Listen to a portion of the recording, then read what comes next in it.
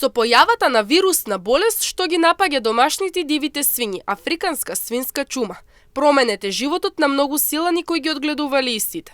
Невенка Милева од село Ларци ни раскажа за времето кога одгледувале прасенца, кога се чувале, се растеле и со гордост се носеле на пазар. Сега вели дека се е променето, дека болеста кај свињите им го променила животот и им ја одзела навиката што со децении ја имале. Во нејзините зборови има и тага и прифаќање, дека селото веќе не живее како порано. Порано чуваме и прасенца си чуваме, сами дома си чуваме прасенца.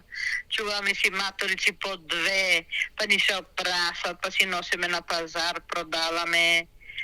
А сега не продаваме, ни чуваме. Забранија, почна да ги фаќа болест. Шом ги фаќа болест и не можеш да чуваш. Дојдоа, имаме, чуваме, па како болеста се појави. И дојдоа наредија, па сите ги искламе, 3 свињи сме исклале од 2 дена. Од 2 дена ги искламе, мораше да ги исколеме, иначе ќе ги степаа, ќе ги фрлеа, они не беа болни, ама забрано да доа.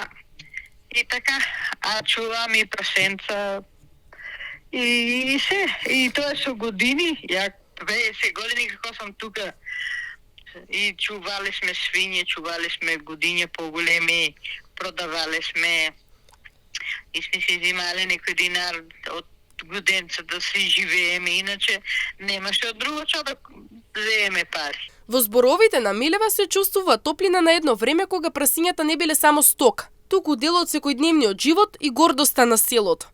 Денес останува тивка носталгија. Продавале сме ги сине по 2.500, по 3, зависи како си го изчувал, какви беа годенцата. Имаме ние многу убави прасенца. На убави прасенца имаме у пазара, ги ставеше у приголката како дечиња, новро друго си легнати, кој ќе дојат да ги купуват у раци, му го дадеме годенцата. Забрането е. Па нема тука, те у нашто мало тука никој не чува. Па сега чуваме неколку кошчичка тамо. Да си береме јајца да имаме, ако немаме месо па ќе си купиме. Чуваме си мачиња, чуваме си кутренца и тоа се занимаваме, ама как годиња нема, а годињата не беа многу убави.